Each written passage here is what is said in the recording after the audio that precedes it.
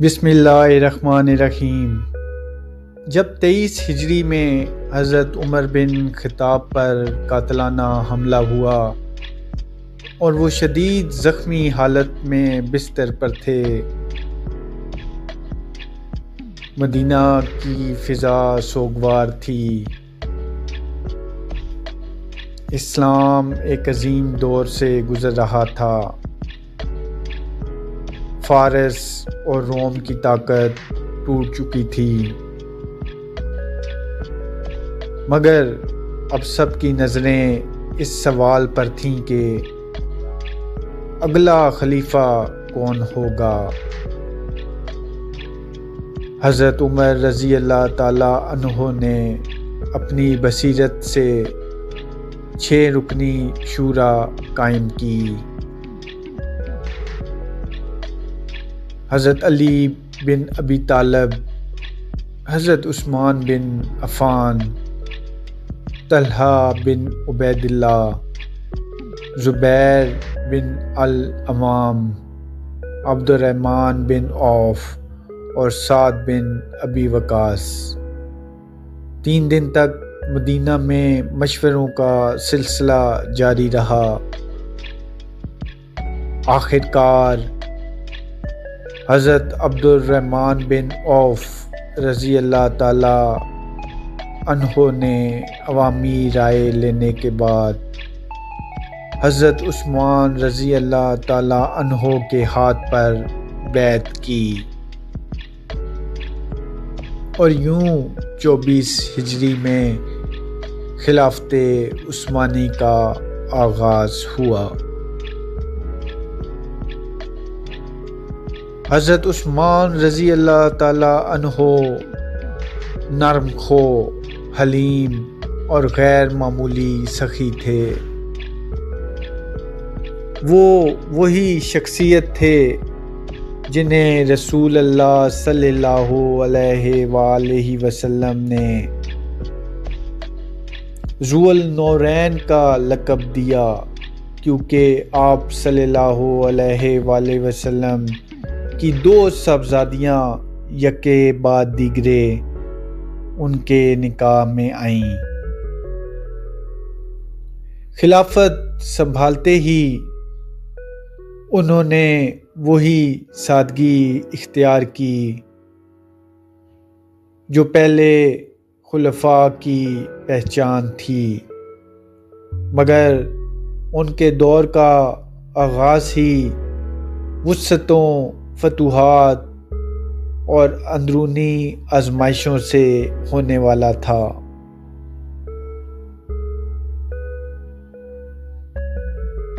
اسلامی سلطنت اس وقت 3 براعظموں تک پھیل رہی تھی۔ شام کے محاذ پر رومی طاقت باقی تھی، فارس میں بغاوتوں کی چنگاریاں سلگ رہی تھیں۔ حضرت عثمان رضی اللہ تعالی عنہ نے گورنروں کو برقرار رکھا، مگر سختی سے ہدایت دی کہ عدل میں کوئی کمی نہ ہو۔ ان کے دور میں آرمینیا، آذربائیجان اور تبرستان کے علاقے فتح ہوئے۔ بحری قوت کی بنیاد رکھی گئی۔ شام کے گورنر معاویہ بن ابی سفیان نے رومی بحریہ کا مقابلہ کرنے کی اجازت مانگی۔ پہلے کبھی مسلمانوں کے پاس باقاعدہ بحری بیڑا نہ تھا، مگر حضرت عثمان رضی اللہ تعالی عنہ نے مشورے کے بعد اجازت دی۔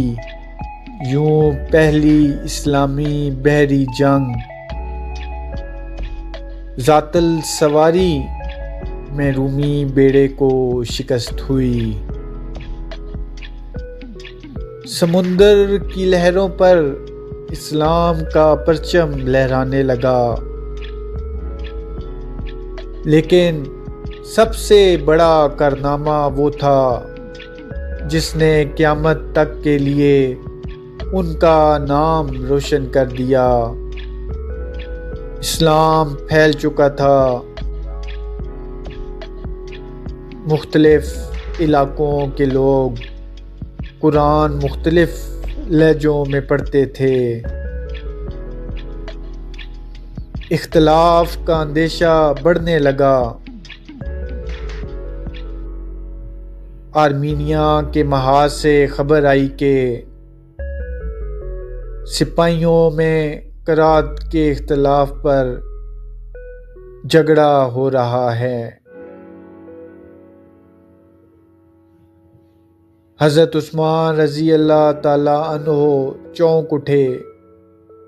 انہوں نے فوراً ام المومنین حفصہ بنت عمر کے پاس محفوظ اصل صحیفے منگوائے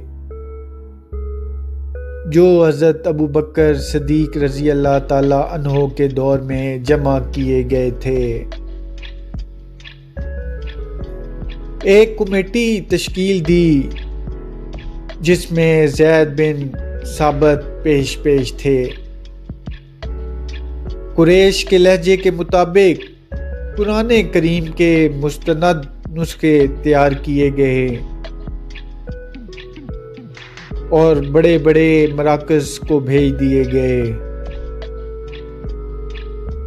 باقی غیر مستند نسخوں کو تلف کرنے کا حکم دیا گیا تاکہ امت ایک کتاب پر جمع رہے۔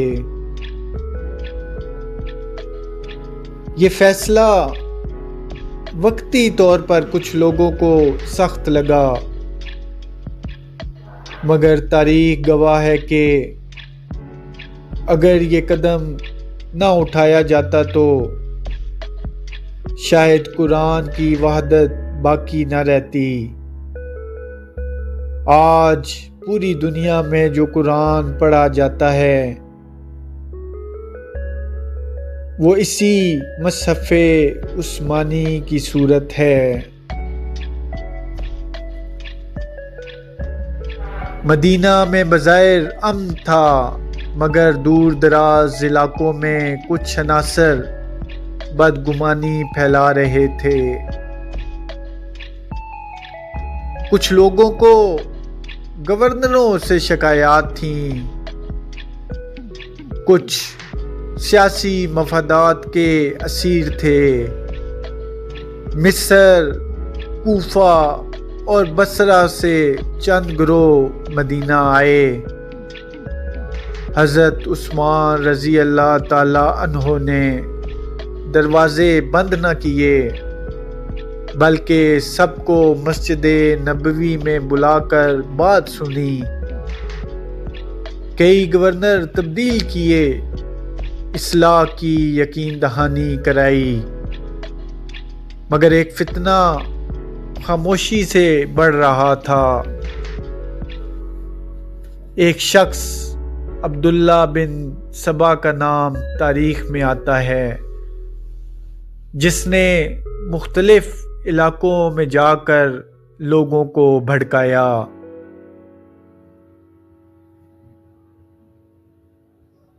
خلافت کے خلاف شبہات پھیلائے۔ 35 ہجری میں حالات نے خطرناک رخ اختیار کیا۔ باغی گروہ مدینہ پہنچ گئے اور حضرت عثمان رضی اللہ تعالی عنہ کے گھر کا محاصرہ کر لیا۔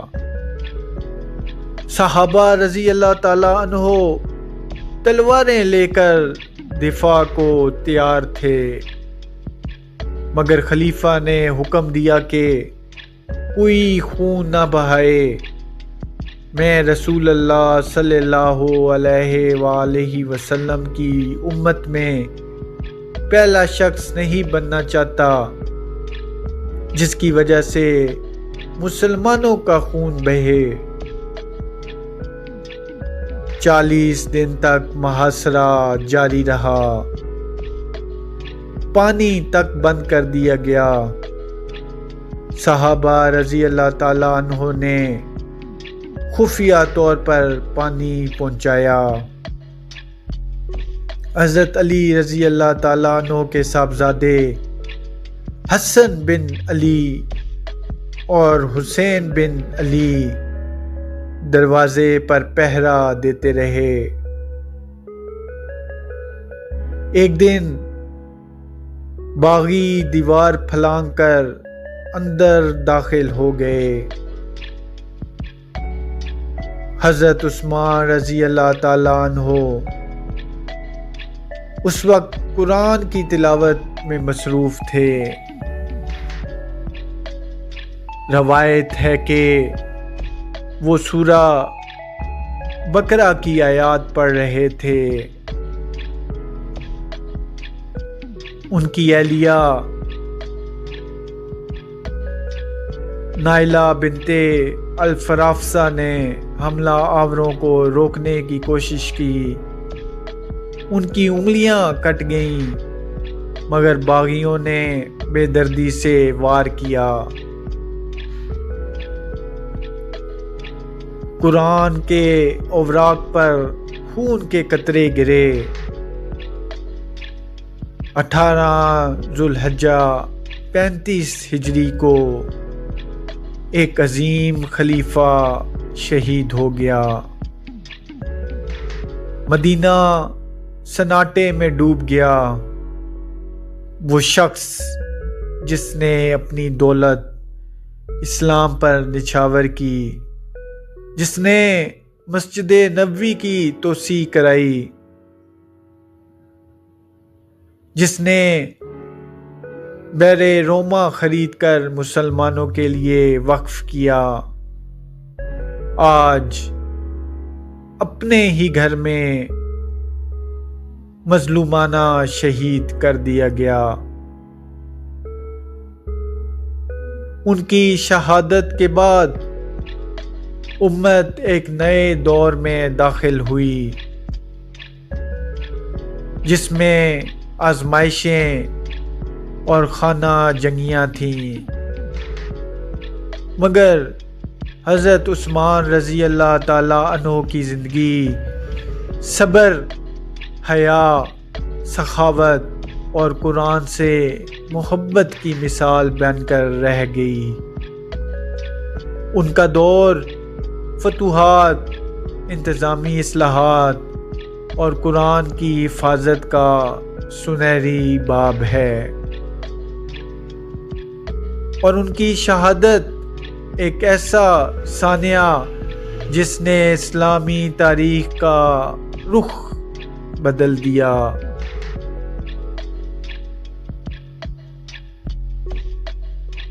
یہ تھی خلافت عثمان کی داستان، جو اقتدار کی چمک دمک نہیں بلکہ قربانی، بردباری اور دین کی حفاظت کی کہانی ہے۔ جب بھی قرآن کھولو تو یاد رکھو اس کی وحدت کے پیچھے ایک مظلوم خلیفہ کا خون شامل ہے، اور یہی وہ لمحہ ہے جہاں تاریخ فلم کی طرح آنکھوں کے سامنے چلتی ہے۔